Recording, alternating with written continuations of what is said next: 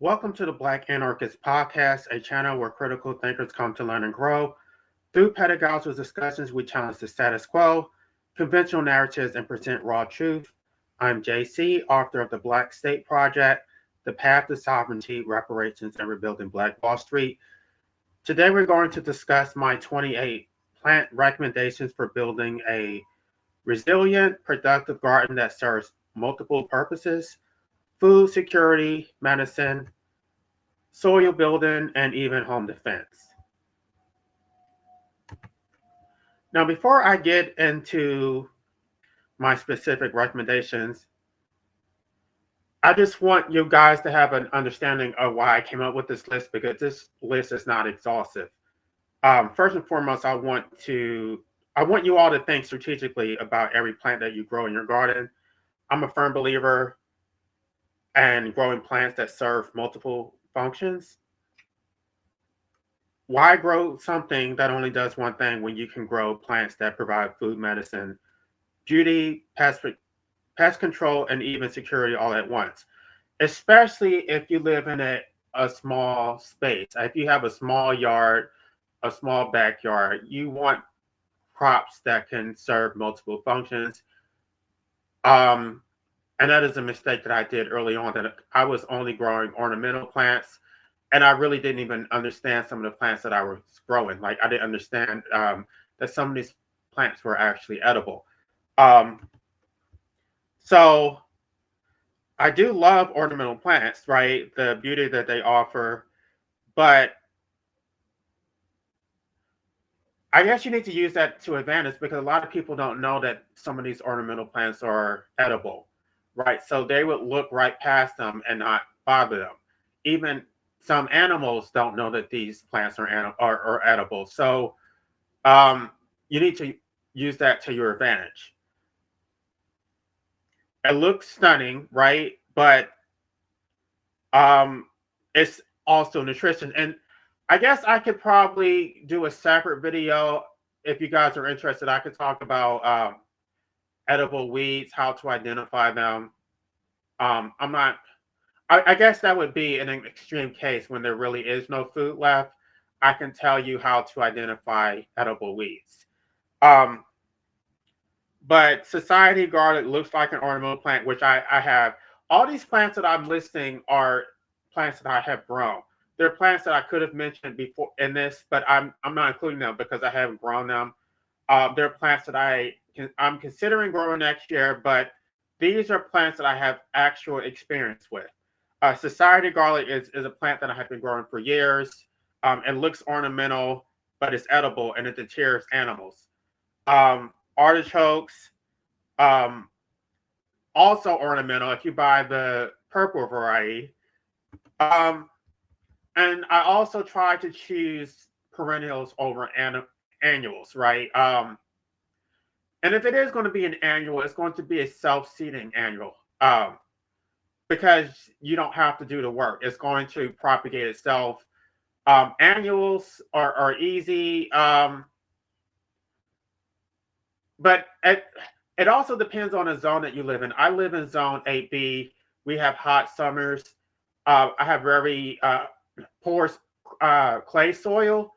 And so the crops that I'm naming are crops that will grow in any environment, um, because these are crops that grow in the poorest soil in the hottest summers. And I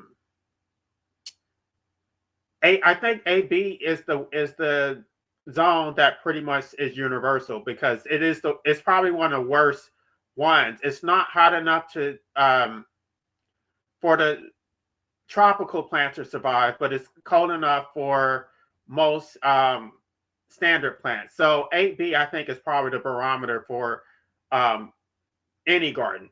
Anyway, so I do talk about blackberries. I'm going to mention that in a second. Um, Blackberries serve multiple functions: security, medicinal purposes. Anyway, I'm going to get to all that right soon. Daikon, radishes, alfalfa, comfrey, legumes. Um, And these are plants that require the least amount of work. And these are plants that I'm recommending as starter plants. This is not an exhaustive list because there are so many plants that I have in my garden that I can't name all of them. But if you want to get started, this is my list. So I'm going to start out right now with Swiss chard. This is a plant that I have grown for years. Um, Again, this is an ornamental plant that at least I was using it for ornamental purpose because they come in different colors. There is yellow, red, green, and so I mix them in with other plants. I was not eating them for years because if you buy them in Lowe's, they're sold as ornamentals, but they are completely edible. Um, we haven't gotten to it yet, but there is ornamental cabbage, which is also edible. It flowers, it looks pretty, but you can absolutely eat ornamental cabbage. But the benefit of using Swiss chard over like lettuce is that they are very heat tolerant. They're not going to bolt. And by bolt, what I mean is that a lot of these like leafy greens are actually cool weather crops, and so during the summer they actually bolt. Which bolting means that it turns to seed, and when it turns to seed, it stops producing foliage, and the crop itself becomes very bitter. So Swedish Swiss chard does not bolt, even if you put it in full sun. Um, some people don't like full Swiss chard because it is susceptible to press uh, to pass. But you can absolutely chop it down and it will regrow in about a week. So um, it's a very easy crop to grow, very nutritious. It has vitamins A, K, and C. It has minerals like magnesium, potassium, and iron. Um, you can use them in salads. You can steam them like asparagus. You can steam the stems. The stems are edible, and the foliage is also edible. Um, you can grow them in full sun, partial shade. They're cold hardy. This is a plant you can grow all year round, and I'm going to discuss propagation methods that you don't actually have to grow them from seed. Because when you buy them from seed, you're going to get a mix of different colors. And I prefer the colorful ones. I don't really want to grow the plain green ones because they don't serve dual purposes. They they're not ornamental. And so if I want the specific colors that I want, I can just take a cutting from the parent plant, stick it in the soil, and then the plant that's propagated will have the same color as the mother plant. Versus when you get seeds, you don't know what color it's going to be. Now let's go to the next one, which is perpetual spinach.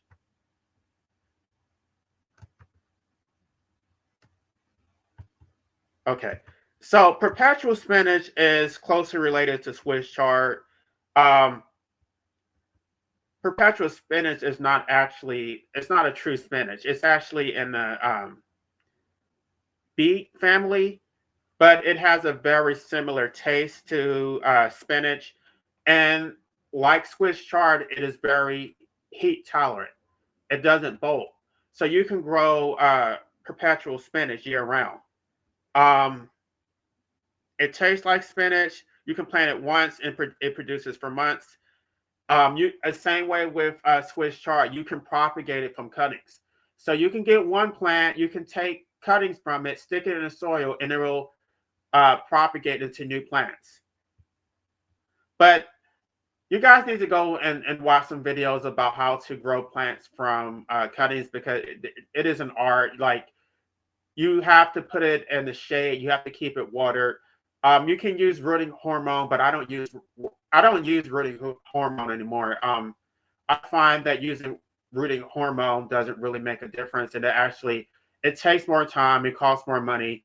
If you put it in the soil and put it in the shade, and if you do it during the right time of year, then it will root. You can't really. It's very difficult to root cuttings during the summer. So I usually take cuttings in the fall and in the spring. But if you wait until the summer, they're not going to root because they're going to die from the heat. Now my next plant is asparagus. Again, these are all plants that I have in my yard right now. Um, the reason why I like asparagus is because first of all, it is a perennial. You can grow it once and it just grows like crazy. It spreads from seeds. It spreads through rhizomes in the soil. Um, I don't really want to go into detail about that right now, but there's something called anti-nutrients that plants have as a defense mechanism, that if you eat most plants, they have chemicals in it which will prevent you from absorbing the nutrition, and that can actually be toxic. Asparagus is one of the plants that has the fewest anti-nutrients in it. Um, and I don't necessarily recommend eating a lot of vegetables raw, which I used to do before, but they have anti-nutrients in it. So they have to be prepared properly. You have to cook them. Um, you can um, you can steam them. Beans in particular have anti-nutrients in it, which I'm not going to go into. I've talked about it before on my other channel, but yeah, you really need to know what you're doing when it comes to vegetables, especially if you're eating raw vegetables. You need to know. Maybe I can do a separate video, but I really want to talk about that right now. But uh, a single asparagus bed produces for 15 to 20 years. Some can produce for 30 or 50 years. So you can plant it once and it just keeps replanting itself. So the seeds will actually germinate. It self seeds. It can take over a specific area if there's not anything to stop it. If there's not competition from weeds or something, it can actually take over your yard, which I don't mind because I love asparagus. Um, you eat the stalks at the bottom. So when you buy it at the grocery store, you get the stalks. But when you grow it yourself, it looks a little bit different. Um, you need to harvest it, I guess, at the beginning of spring, because then before that, then it's going to turn to seed. Um, it will regrow, but you don't want to wait until it turns to seed. It has vitamins K, A, and C, E. It has folate and fiber. Um, they say that it prefers well draining soil, but I grow mine in clay soil and they're fine. What I find is that if you have clay soil, they say that you should amend it and add organic matter. I don't do that because that takes too much work. What I do is that I use a lot of mulch, because the mulch will break down and it will loosen the soil. And so the earthworms will actually do most of the work for you. The earthworms feed on the microorganisms from the mulch. So you don't have to do all this work to try to break up that clay soil. And I know most of you don't live in zone 8B, but if you do have hard clay soil, you don't have to do all the work. Just use a lot of mulch and it will eventually break down and loosen the soil. Now, this next one is Good King Henry. I'm sorry, where is that one? Here it is. All right, so Good Henry is a plant that is difficult to propagate because you can grow it from seed, but it has to be cold stratified. And by cold stratified, that means that it won't germinate freely. It has to be cold for about 6 weeks. Which, if you live in an area that has cold weather, then it will germinate naturally. But I live in Texas. We have very mild winters and very short winters. Falls are our falls are kind of weird because it gets hot, then it gets cold. It doesn't stay cold for very long. So if you want to cold stratify a lot of perennial seeds, you have to put them in the refrigerator. And what I do is I'll get a tiny little potter plant. I'll get a tiny little planter and then put it in the refrigerator and put the seeds on top and put water on it. And I put it in a Ziploc bag and I leave it there for about 6 weeks and then I take it out and then seeds will germinate. Um, I think it's worth it because even though good King Henry is difficult to germinate, once it is established, you can actually divide it up into multiple plants, and each plant will regrow, and then it will produce more seeds. And so you don't have to grow your plants from seeds. That's what I'm trying to tell you guys. Like you can't. There's other propagation methods. You can use divisions or you can use cuttings. Divisions are probably better because if you have established roots and you divide it up, each one of those divided plants will form a new clump.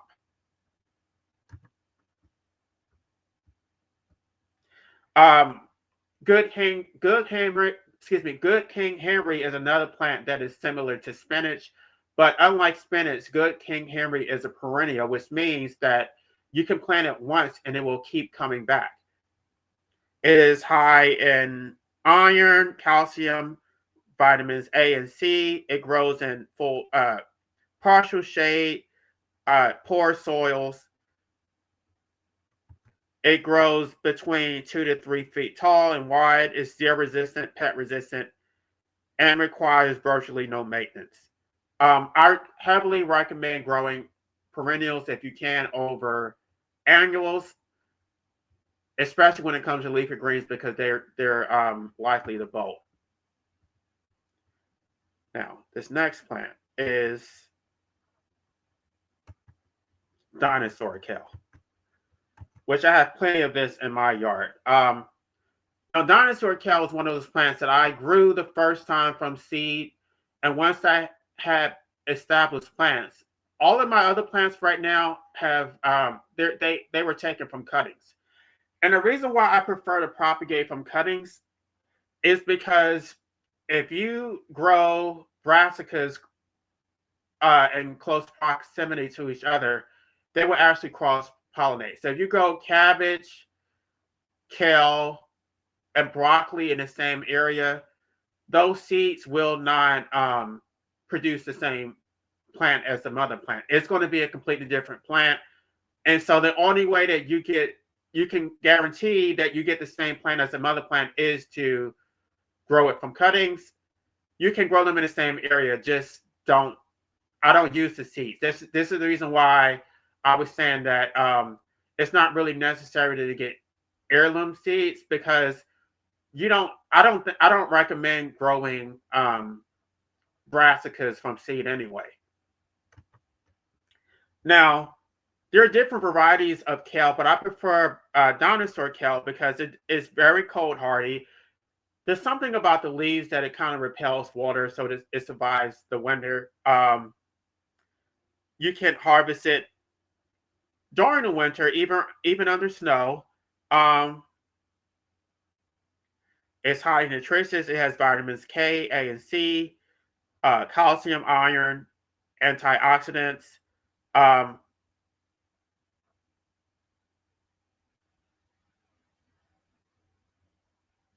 it actually grows bigger than the standard kale.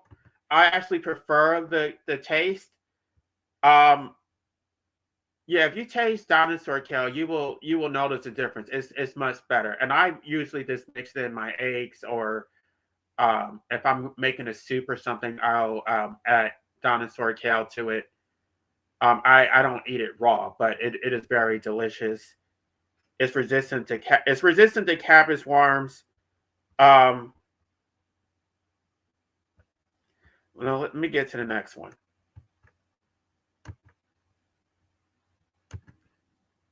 The next one on my list is amaranth. Um, this is a multi-purpose plant. It looks ornamental, and I was growing this plant for years. I didn't realize that the leaves were actually edible, and I actually prefer the taste of the leaves to spinach. This is something. This is something you can mix in your eggs. You can put in your soups. Um, it comes in varieties of orange, red, gold, burgundy. Um, most people and animals will leave it alone because they don't realize that it's food. The leaves are completely edible and nutritious. They're packed with protein, vitamins A and C, calcium, iron, and other minerals that actually have more nutrients than spinach or kale. Another thing, this is an annual, but the seeds self-propagate, so you don't actually have to do any work. It's self-seeding, so you can just leave the seeds in the ground and it will germinate the next year. It This is actually a full protein. Most plants are not full proteins, and so you have to mix different plants. Like for example, you have to mix beans and rice in order to make it a full protein. Um, like quinoa, this amaranth is actually a full protein, which most plants are not. So it prefers full sun. It prefers well draining soil, but it's not picky.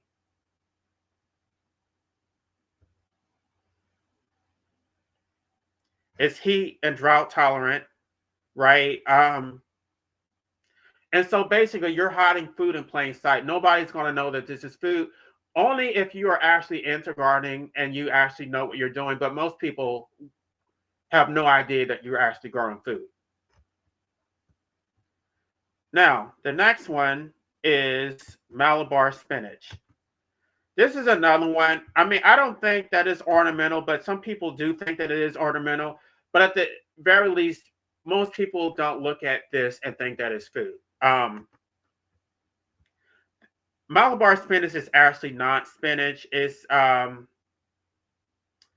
trying to remember what category it is. It's similar to okra. Um, it's a tropical vine plant. It does produce a lot of seeds. This is another plant that is easy to propagate from cuttings. I had some seeds that I saved from last year, and only one of those seeds germinated, but I took several cuttings from that one plant, and I ended up with about like 20 plants from that one seed. So um, Malabar spinach doesn't bolt, and Malabar spinach is resistant to pests because I haven't had any pests on my Malabar spinach. Compared to the chard is prone to spinach. I mean to pests, but chard is it survives the cold weather. So in the cold weather where there aren't pests, you can actually still eat the chard and it's completely healthy. But Malabar is a plant that you can grow in the summer that is drought tolerant, heat tolerant, pest resistant, and it grows prolifically. So you can get plenty of Malabar spinach from one plant. Um, and the berries are also edible. With the berries, that's how you get the seeds. I don't really eat the berries, but they are edible.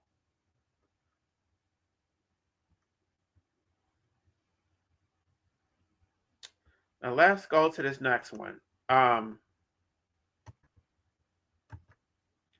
this is purple tree collards. There's actually two varieties. There's the green and there's the purple. I have the green, I mean the purple, because the purple is more heat tolerant. Um, the purple variety is actually more nutritious than the green. Now, I've tried to grow them from seeds, but I don't growing some of these plants from seeds it's not reliable because they're not true to the parent plant. I actually ordered cuttings from I ordered cuttings online and then I took multiple cuttings from the cutting that I got And now I have several purple tree collards. This is an heirloom perennial brassica. Um, Unlike regular collards that are annuals or biannuals, purple tree collards are actually true perennials, like they grow for several years.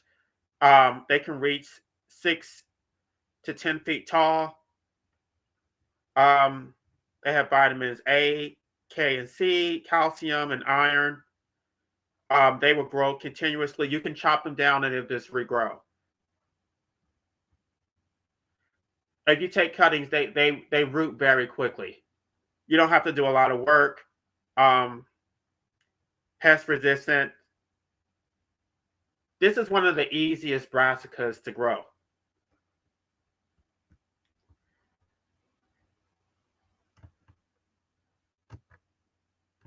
Okay, so next we just have regular cabbage. I actually have several varieties of cabbage. This is the reason why I don't grow them from seed, because they will cross pollinate. I have regular cabbage, and I have purple cabbage, and I also have bok choy. If I were to put these all in the same area, they would all cross pollinate. But I don't worry about that because I don't grow them from seed anyway. So this is a staple crop. Very easy. This is a cool weather crop. So during the summer, it will bolt, right? So during the summer, you really need to put it in the shade.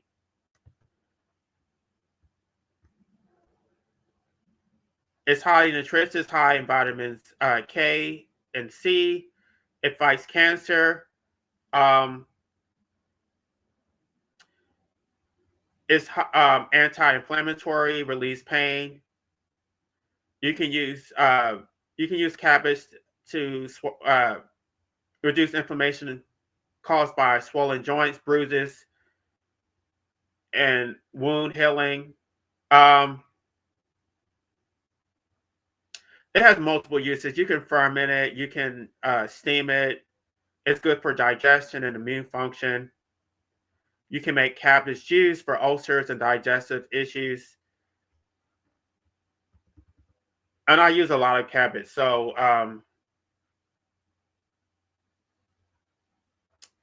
it's relatively pest resistant. Anyway, I definitely recommend that you buy cabbage. Purple cabbage is more nutritious than green, but I also like the flavor of bok choy. So you guys can just decide which variety you want to get. Now I want to talk about soil builders. This is the daikon radish, which I grow. I grow several varieties of radishes, but most people don't grow daikon radishes for food. They grow it to fix their soil. Um, Daikon radishes are natural soil tiller. What that means is that if you have poor drainage, you don't actually have to do the work to till the soil. You can just plant daikon radish, and what it does, it has a deep taproot that will actually go deep into the soil. It will loosen it. You leave it in the soil, you don't actually pull it up, and so it will. It's a nice. Well, it extracts minerals from the like deep in the soil, and then it brings it to the surface to fix the soil. And so daikon radish is known for extracting a lot of sulfur. So if you leave it in the ground, it will have a very strong sulfur smell, but it's doing its job. That means that it's fixing the soil. You plant them. You can plant them year round, but it's best to plant them in the fall. Um, you can eat them raw. They suppress weeds. Um, they're nitrogen scavengers.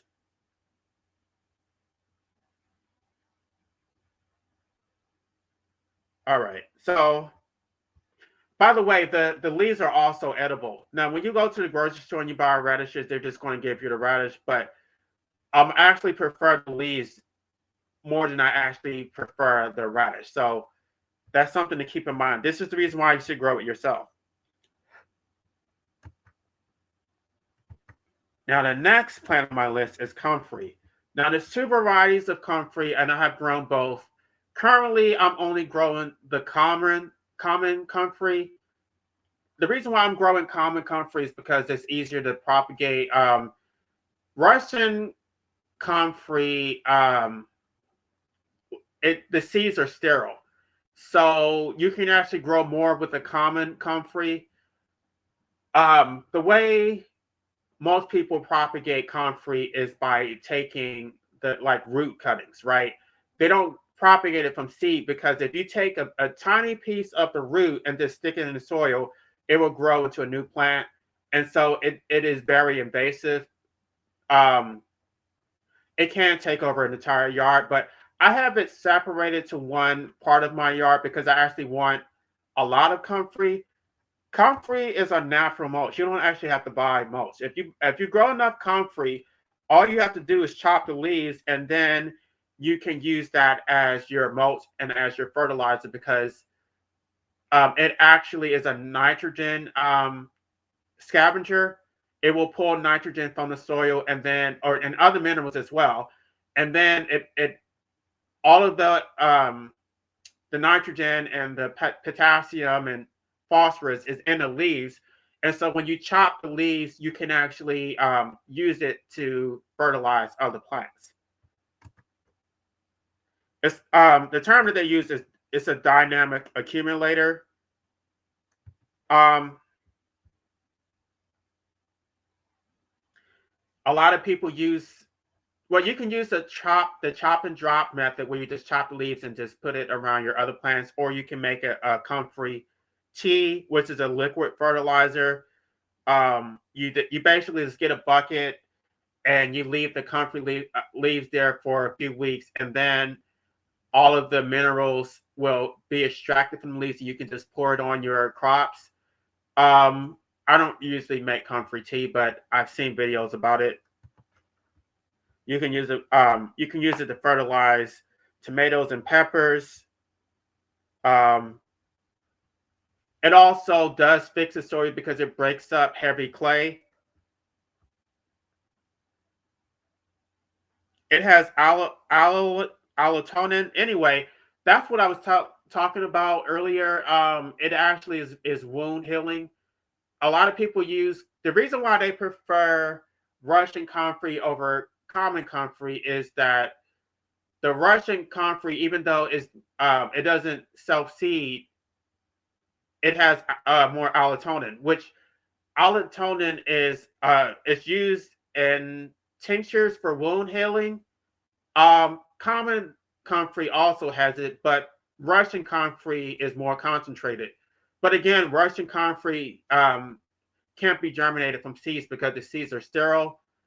But common comfrey can be propagated from seed, so you can get more of it. So it just depends on how you're trying to use it. If you're trying to use comfrey for wound healing, you should probably get Russian comfrey.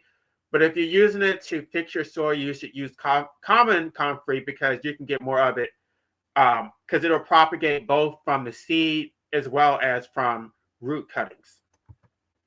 Um, I don't want to talk too much about it, but you can actually take the roots and make a tincture from the roots, and then you can sort of pound it down into a paste, or you can put an oil in it and then use it on your wounds. So I use comfrey all the time. It's not edible. It's not edible for humans, but you can feed it to if you have rabbits or chickens, they can eat comfrey. Alfalfa is another plant that I use to fix the soil. This is another plant that I only grew once from seed, and then once I had some established comfrey, I don't grow. I'm sorry, alfalfa. I don't grow alfalfa from seed anymore. What I do is I take cuttings from alfalfa and I will stick it in the ground to propagate it. A lot of people use alfalfa as livestock feed, but I use it as a green manure. Like it, it has well, it's not as good as like cow manure, but it's if you use enough of it, it has similar benefits to cow manure. Um, it's a nitrogen filter because it's a nitrogen fixer because the roots extract nitrogen from the air. Um, they have nodules. So this is free fertilizer. You don't have to go out and buy fertilizer. You can actually just grow alfalfa. What I do is I mix the alfalfa and the comfrey, and I use that as my fertilizer.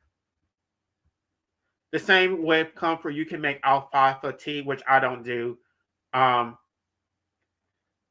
a lot of people eat alfalfa sprouts. You can't really eat the stems because the stems are too woody. But if you do grow them from seed, you can eat the sprouts. They have deep tap roots, so they're very drought tolerant. And I prefer using alfalfa even to like grass or like yeah, alfalfa is something that I grow around all of my plants, and I just chop and drop it and use it as fertilizer. And the reason I prefer alfalfa over like store-bought fertilizer is because, especially in the summer, if you use store-bought fertilizer, it will actually burn the roots of the plants, and it can kill your plants. So this is it's less harsh than store-bought fertilizer. So um, yeah, it just slowly breaks down into the soil and it'll add nitrogen. Anyway, next on my list is Lacey Facilia. Lacey Facilia is another plant that will fix the soil because it has saplings in the roots, which will help to loosen up have compacted clay soil. It attracts bees, which are pollinizers. Excuse me, pollinators. If you need to attract pollinators to your garden because they will help to make your produce um, propagate. Because otherwise, they're going to produce sterile seeds. So you need pollinators. Um, you need to mix it. You need to have a multi-purpose garden. It attracts bees. It attracts pest predators, hoverflies, which they're predators of aphids. And I had a lot of aphids in my yard because I was growing hollyhocks, and the hollyhocks were completely covered in aphids. So if you want to get rid of aphids, you want to get some Lacey Facilia. Um, and you want to attract natural predators. So you want ants in your yard, right? You want ants and you want ladybugs. Ants and ladybugs will also kill termites. Lacey Facilia, it suppresses weeds. It adds organic matter to the soil. Um,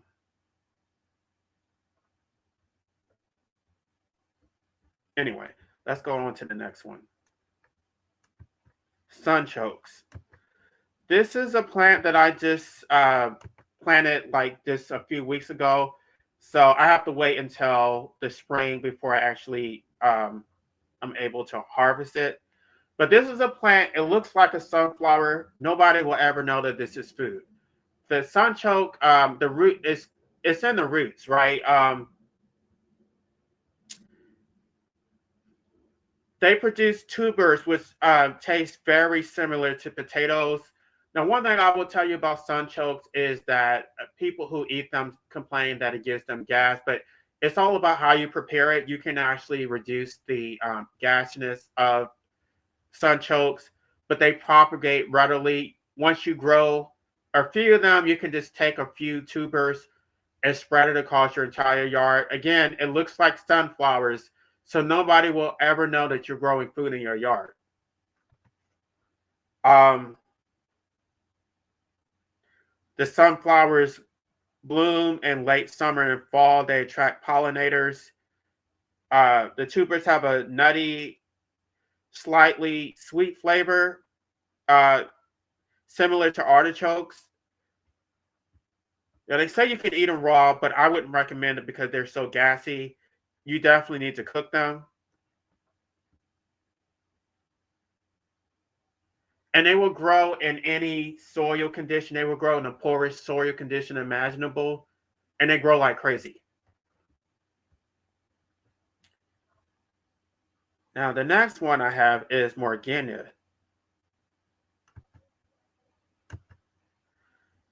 This is a tropical plant. It's supposed to be grown in zone 9, which I live in zone 8B. Um, so if you grow Morgania in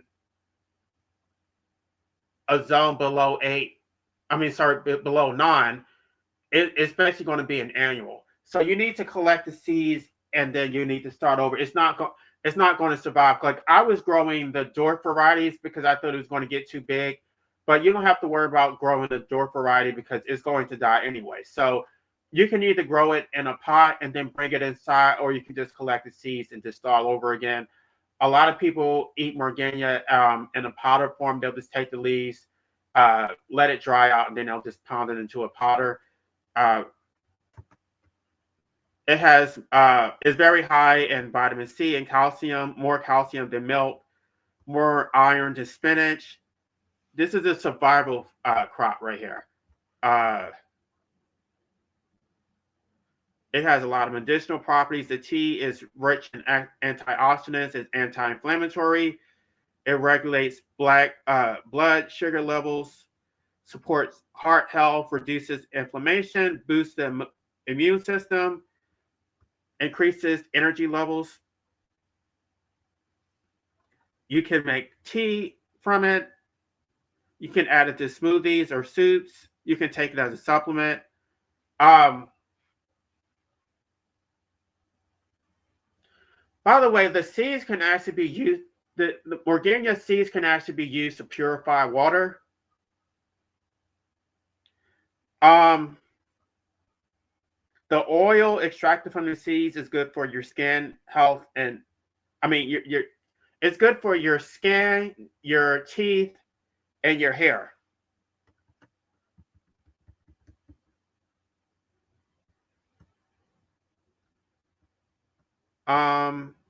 Trying to think if there's anything else about it. It's virtually pest free. This is another one you can grow from cuttings, but I have one right now that is in a pot. I'm just going to bring it in when it gets cold. The next one I have is the wing bean. Now I haven't started growing this, but I already ordered the seeds, which I'm going to wait until the spring to grow them. But this is a tropical legume. Every part of the plant is edible. The pods are edible. The leaves, the beans, the shoots, the flowers, and the tuberous roots are also edible. The beans contain up to 35% protein. It has more protein than soybeans. Uh, the leaves are high in vitamin A and calcium. Like other legumes, it fixes nitrogen in the soil. Um, it's heat tolerant.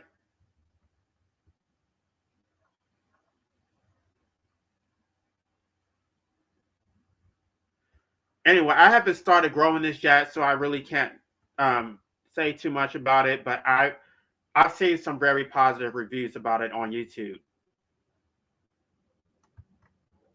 Now, this is one that I have grown.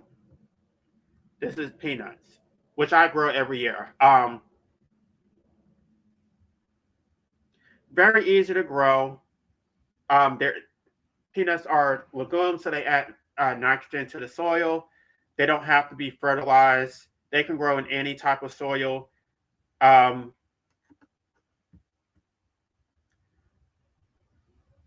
They're high in healthy fat, protein, vitamins, and minerals. Um, they prefer loose, well-drained soil, but I grow mine in pots, so you can pretty much grow them in any type of soil. I probably wouldn't recommend sticking them directly in the ground if you have clay soil, just because it's going to be difficult to pull them out, and they need loose soil to actually go deep into the soil. But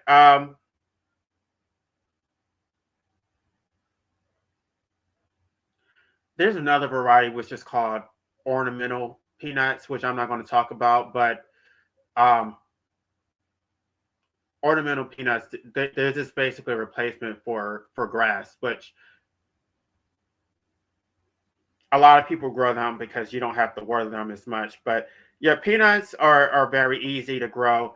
You just basically need to go buy some raw peanuts, and you the reason why I like peanuts is because they're easy and they grow like crazy. So I think most people would prefer peanuts over legumes, and they are highly nutritious. So artichokes, similar to sunchokes.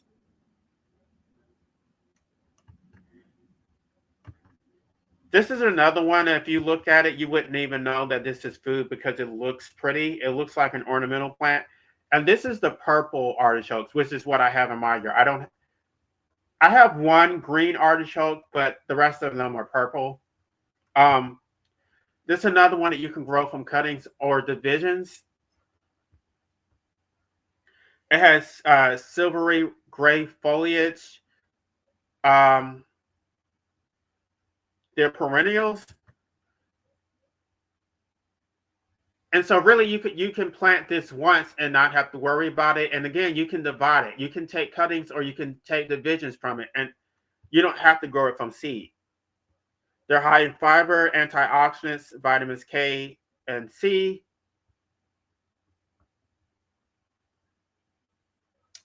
It's used for liver and digestive health. Um, it's good for indigestion, bloating, and nausea. It lowers cholesterol. You can make a medicinal tea from the leaves.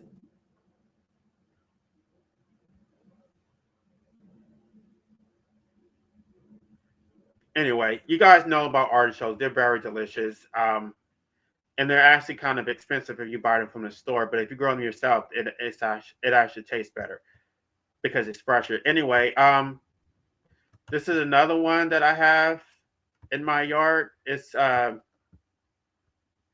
fig tree. Fig trees will grow in very hot weather, and so that's the reason why I prefer them. Um,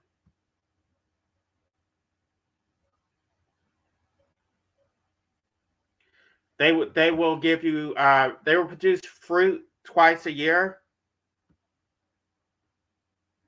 They're easy to grow from cuttings, and there's dwarf varieties, so you don't have to get a large fig tree. You can actually get a dwarf variety and just stick it in a pot, and then once it's established, you can take cuttings and make more fig trees from it. It's high in fiber, potassium, calcium, and antioxidants.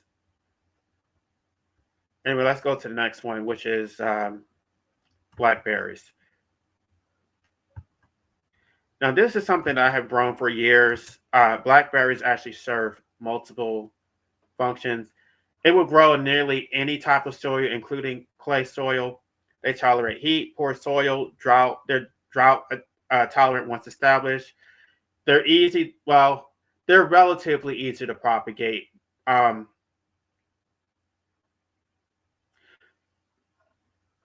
I wouldn't recommend growing them from cuttings because when you put them in the soil from cuttings, they'll just die. Um, I've seen videos where people have done it, but I've never been able to propagate them from cuttings. What I do is I'll just put them in the soil, and then I will like basically put a tiny layer of soil on top of it on the part that is on the ground, and then it will root in the ground. And once that little piece roots, then I will cut it from the mother plant, and then that new plant will grow, and you can dig it up and move it to another part of your garden.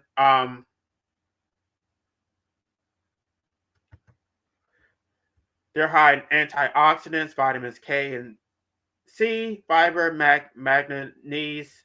Um, Now, I prefer the thorn variety because the fruit actually tastes better.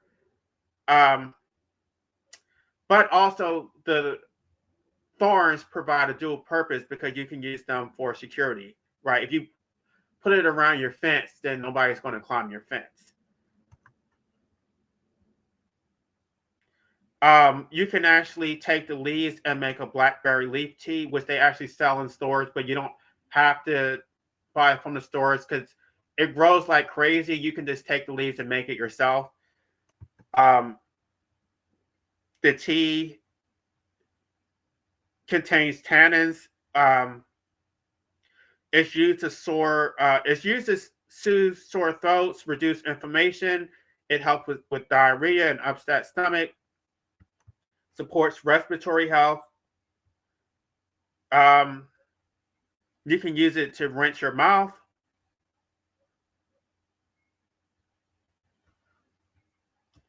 And it's very low maintenance. You don't have to do anything once they're established. Like the first year, they're not going to produce fruit because they're promicanes, but in the second and third years, they're very prolific.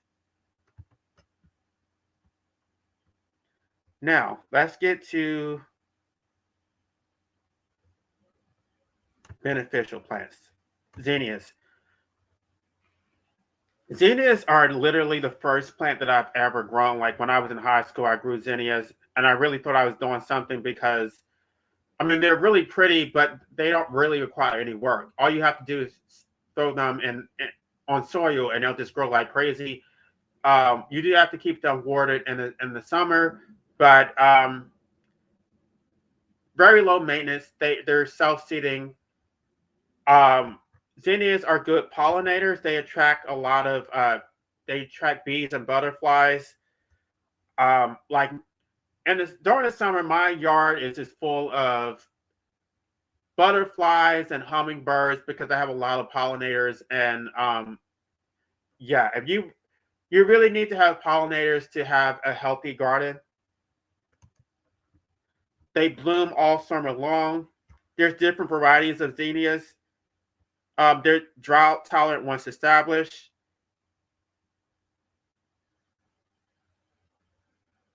There's some varieties that are prone to powdery mildew, but if you grow them in full sun, you don't really have to worry about that. The next one is marigolds. Marigolds are good because they repel insects, aphids, mosquitoes, whiteflies, and beetles. Um, Now, I want to be specific that if you're going to grow marigolds for insect repellent, you really want to grow French marigolds. I have grown the African marigolds, but the African marigolds, they're more heat tolerant, but they're not as effective as the French marigolds for repelling insects. Um, they suppress nematodes in the soil. The flowers are edible, although I have never eaten them. They can be used in solids. They're heat tolerant. They do self seed. Um, they grow in several colors: yellow, orange, red, mixed colors. I've even seen a purple variety, which and I have white.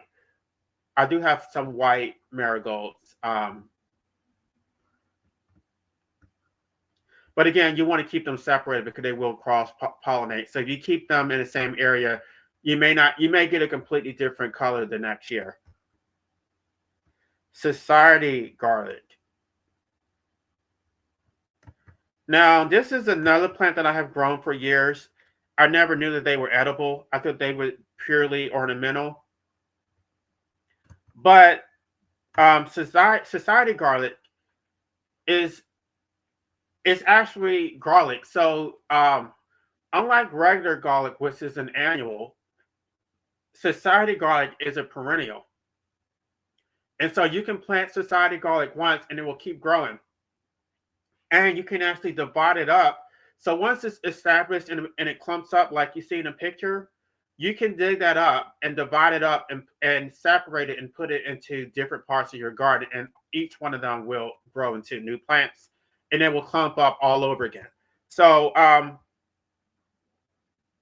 it deters deer, rabbits, rodents, and other animals in your garden. So if you're growing vegetables, you definitely want to have society garlic. Um, Animals hate the garlicky smell.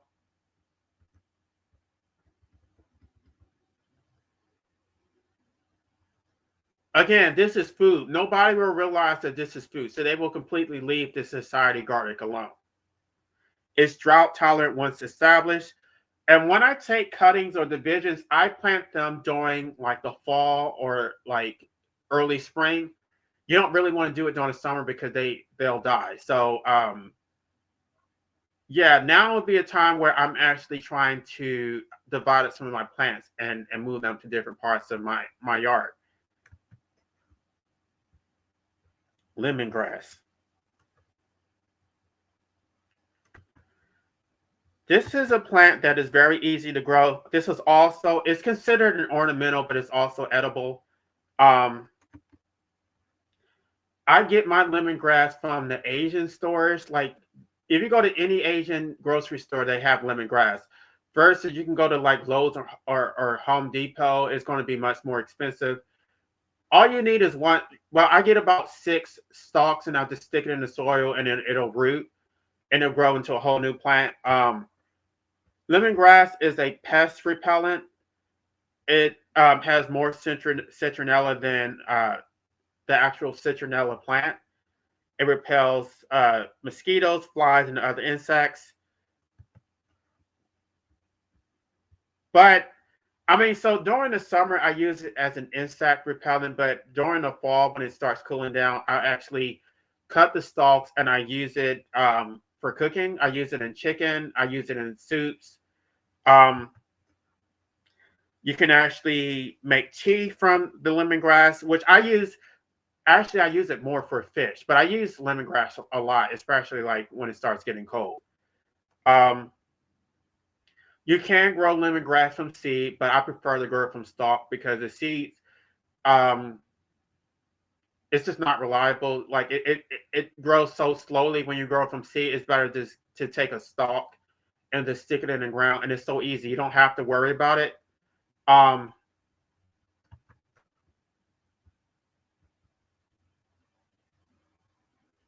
you can use it for aromatherapy. It prefers full sun. Even if you grow one plant, you can actually dig it up and divide it because it does clump up, and each one of those little stalks has roots on them. So you can divide it up.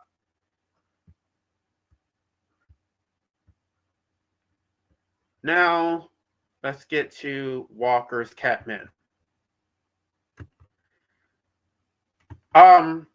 I actually bought one little Walker's catmint probably about 4 years ago, and since then I have taken multiple cuttings from it. I have it in like covering my entire front yard. This is the reason why I like Walker's catmint is because it grows really short, but at the same time it suppresses weeds. So I don't have any weeds in my yard. Um,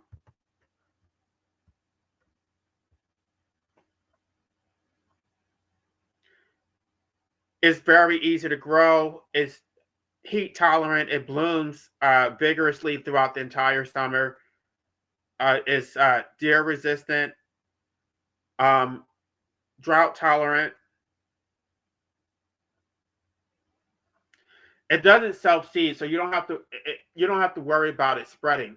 It's only going to propagate from you taking a cutting and sticking it where you want it to go. It's not going to just produce more plants. So you can grow as much of this as you want, or you can cut it back. It'll just keep growing. It's also edible, even though I don't really drink cat mint tea. Another one is milkweed, which I have plenty of. There's different varieties. Common, milkweed, tropical.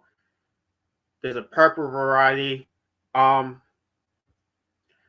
this is good for pollinators because this is the only plant that the monarch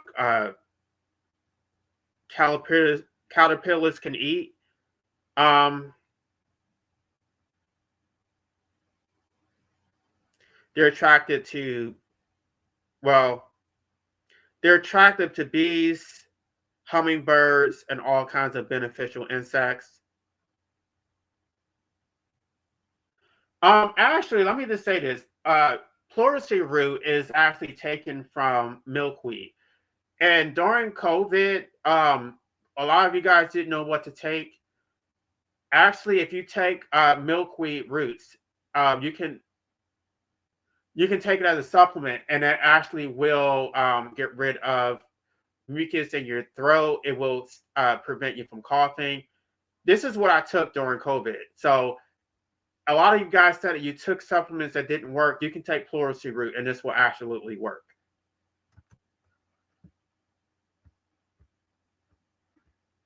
Now, the next one I have is peppermint, which I have plenty of. This is also a perennial. You can take cuttings from it. You only need one plant because you can just stick it in soil and it will grow like crazy. Um,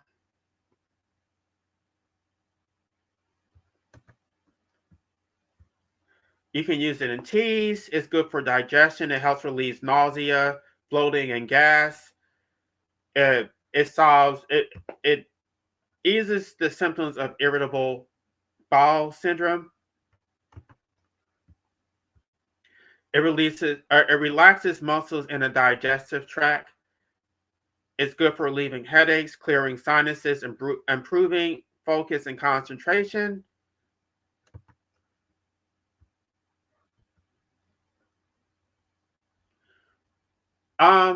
It does repel a lot of pests like mice and insects.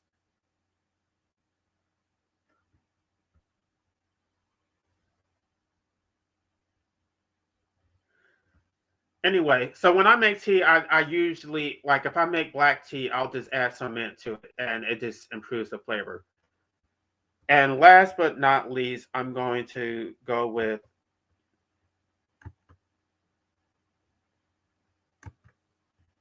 oh, that wasn't supposed to happen.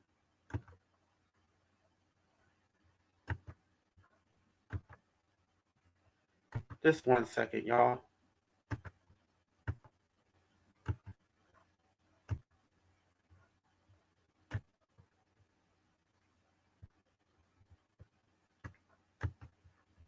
This is Tuscan Blue Rosemary, which I have in my front yard. I initially bought, I think I bought two of them, but I've taken cuttings and now I have plenty of it.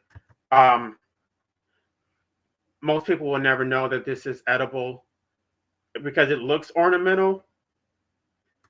Um,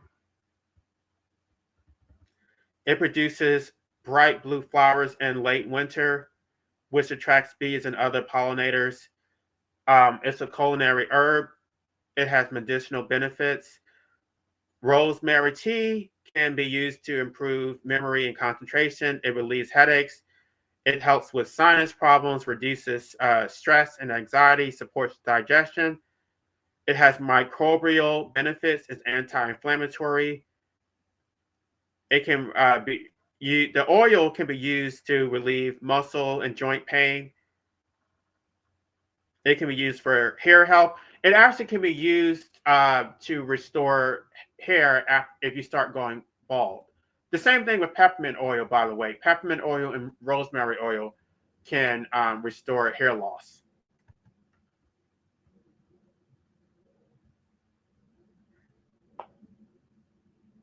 Um, it does repel many insects, including mosquitoes and moths. Anyway, um, that's just my 28 plant list. I could have included more, but I didn't really want this list to be too long. Um, so you guys need to think strategically about every plant that you put in your garden.